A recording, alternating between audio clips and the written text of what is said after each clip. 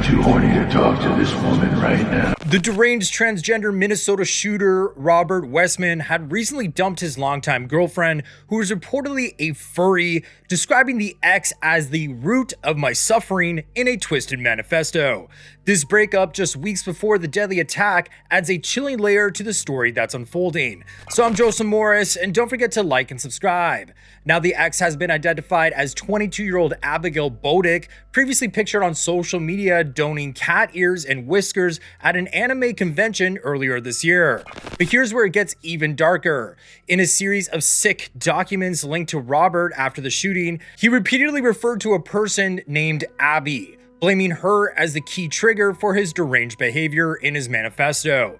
He also wrote about being fascinated by furries, people who enjoy dressing up as cartoonish animals, writing, "I like feeling sexy and cute, but my face never matches how I feel. I hate my face. Maybe that's why I like furries so much. You can give yourself a new body and face." Several social media photos dating back to at least 2022 showed the couple posing together in happier times. The smiling pair was pictured selling items at a craft event, dressing up for a local Renaissance fair, and visiting an aquarium together. They even shared a one-bedroom apartment at Linwood Commons Apartments, about a 10-minute drive from the church. But Robert moved out in the last weeks of his life, staying with a friend instead.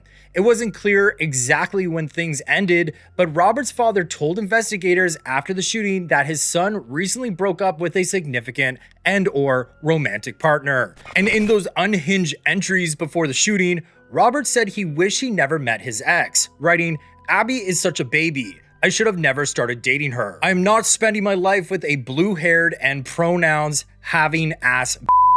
You're lucky I have bigger plans than you." The details grow more disturbing. The manifesto, written in Cyrillic letters, reveals Robert admitted to pointing a pistol at the back of Abigail's head, writing, quote, "I wanted to see if I could feel anything," end quote, and feeling no remorse, only concerned about how murdering her would affect his plans, writing, "It felt good actually to point it right at her stupid head.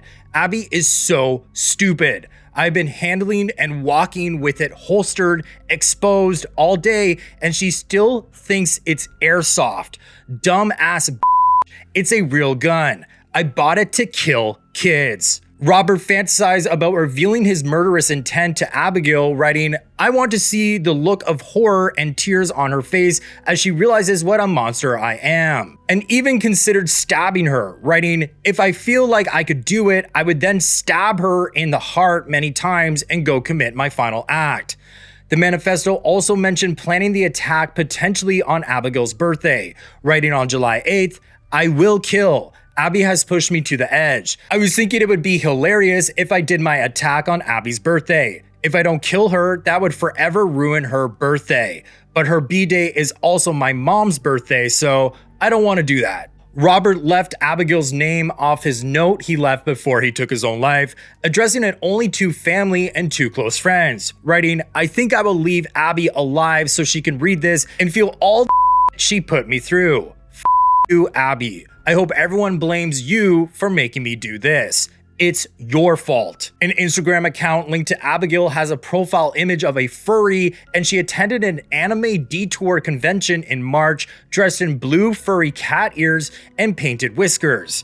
Videos show the pair together, including one with ominous music where Robert grins with bright pink hair, followed by Abigail with audio saying, "I'm way too horny to talk to this woman right now." So what do you think about how this breakup might have fueled Robert's rage? Drop your thoughts in the comments below, because I'd love to hear if you believe the ex played a role or if it's all on him.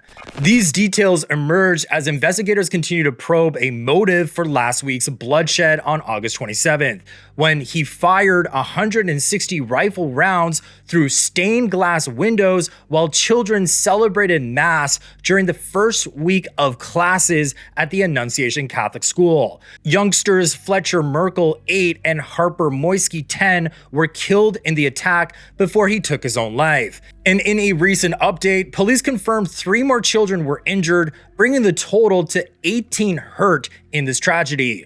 New video footage shows Robert at a gun shop frontiersman sports, buying a firearm just days before the attack.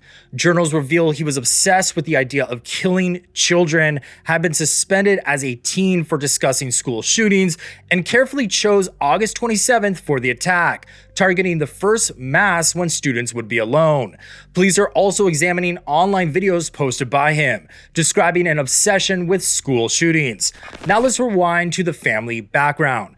Robert's parents divorced in 2013 due to a values misalignment regarding child rearing. His mother, 67-year-old Mary Grace Westman, was very much a traditionalist. She had 6 children in her life, the first of whom, a baby girl, was given up for adoption when she was young. His father, 62-year-old James Westman, worked in tech as a geographic information systems application developer for Esri and was not religious or conservative. After the divorce, James kept the family home in Hastings, Minnesota, and later took on a new partner.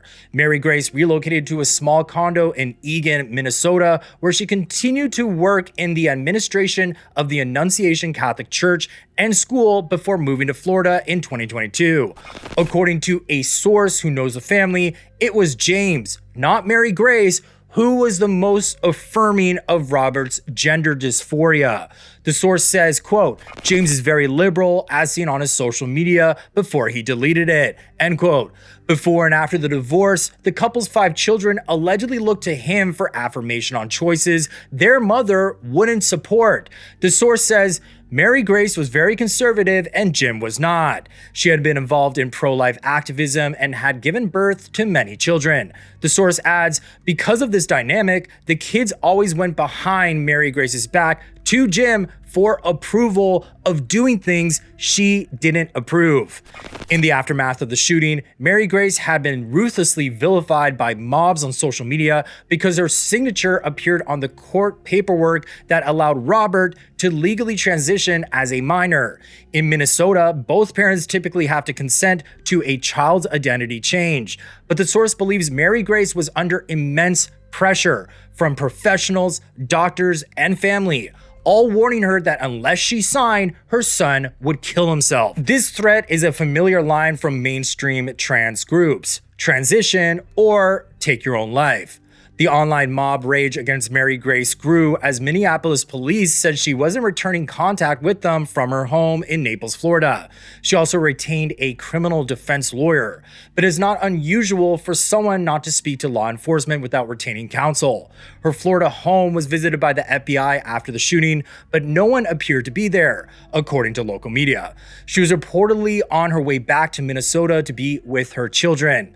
He admitted in his manifesto that his mother was not supportive of his transition and he resented her for it, writing, I remember one day she said something like, in the future, you will look back and feel ridiculous about how you feel like you are inside. You will regret this. But by then, it was too late to go back, writing, gender and weed messed up my head. I wish I never tried experimenting with either. For him, detransitioning would mean admitting defeat, and he worried it would mess up his murder life plans. His chilling conclusion, death before detransition. This whole story leaves me thinking, how much did the pressure from family and society push Robert over the edge? Was it the breakup, the gender struggle, or a mix of everything? It's heartbreaking to see how a young life spiraled into such violence, and I wonder if better support could have changed the outcome. The parents' roles, especially with those conflicting values, add a messy layer we might never fully untangle. If you enjoyed this video on the Robert Westman case, please hit like and subscribe and leave a comment because I read every single one. Thank you for watching. Bye guys.